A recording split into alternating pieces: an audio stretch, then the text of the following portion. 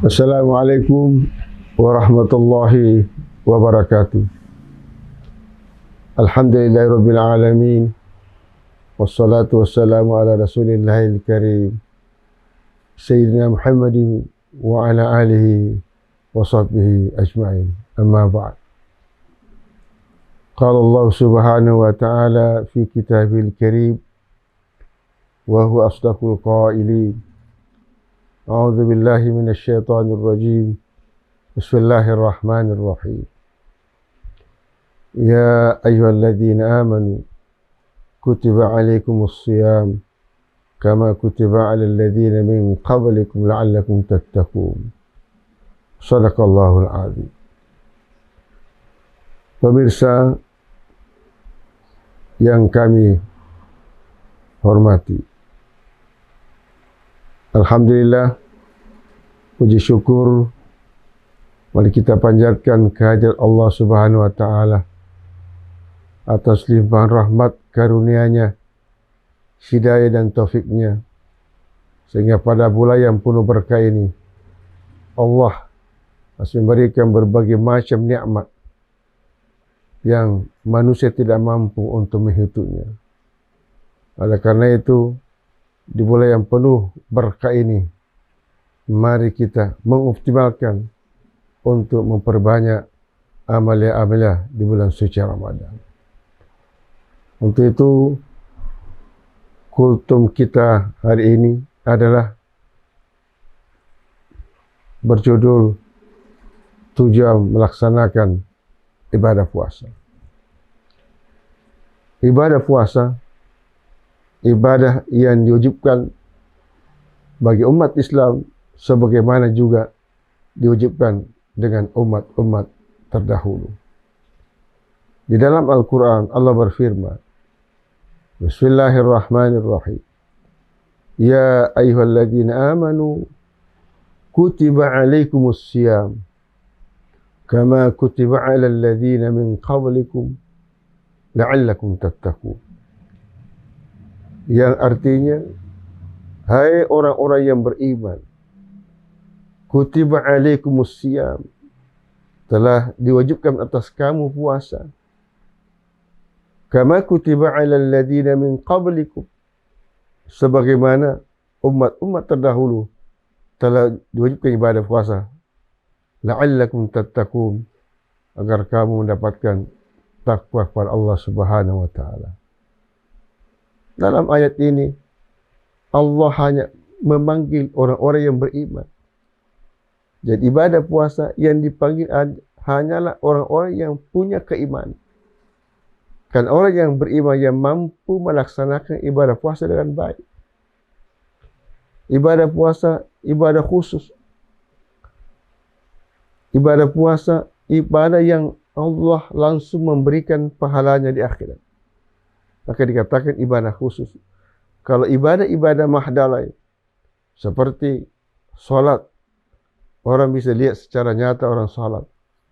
Orang berzakat, orang bisa dilihat secara nyata berzakat. Demikian juga naik haji. Tetapi ibadah puasa itu ibadah yang sangat rahasia. Ibadah yang memerlukan keimanan yang hakiki. Karena orang yang berpuasa, pasti orang tidak bisa membedakan mana yang berpuasa, mana yang tidak. Orang bisa berpura-pura loyo, tapi belum tentu dia berpuasa. Orang bisa berpura-pura sehat, tapi belum tentu juga dia berpuasa. Nah, oleh karena itu, Allah sendiri berfirman dalam hadis kursi, As-sawmu li wa ana ajzi bi. Puasa itu adalah untukku dan InsyaAllah saya sendiri akan langsung memberikan pahala bagi orang-orang yang berpuasa. Oleh karena itu, apa hakikat tujuan melaksanakan ibadah puasa? Di antaranya adalah membentuk manusia menjadi manusia yang taat pada aturan. Kita kasih contoh, bagi orang yang berpuasa, begitu taatnya kepada aturan, ketika masuk waktu imsak, maka mereka tidak berani akan memakan makanan sekalipun makanan halal. Ketika sampai waktu iftar, maka dia bersegera berbuka puasa. Tetapi ketika belum sampai waktu iftar, maka tidak berani melakukan hal-hal yang dilarang oleh aturan berpuasa.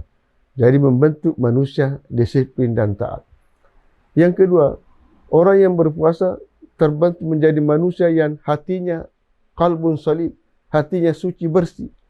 Bersih daripada sifat angkuh, sifat adu domba, sifat iri hati, apalagi ujaran kebencian, memfitnah dan su'uzan. Karena dia pahami bahawa sifat-sifat seperti itu akan menghilangkan nilai-nilai ibadah puasa yang kita lakukan. Mungkin dia mampu menahan makan dan minum dan berhubungan dengan keluarga, tapi ketika tidak mampu menjaga tadi sifat-sifat itu, maka sia-sialah ibadah puasanya. Itu kata Rasulullah sallallahu alaihi wasallam dalam salah satu sabdanya yang artinya, ada di antara orang yang berpuasa. Artinya tidak semua. Kan min sha'imin. Ada di antara manusia yang berpuasa hanya mendapatkan lapar dan dahaga, pahalanya tidak ada di sisi Allah Subhanahu wa taala. Kalau dia berpuasa juga melakukan seperti yang saya jelaskan tadi, sifat iri hati, adu domba dan lain sebagainya.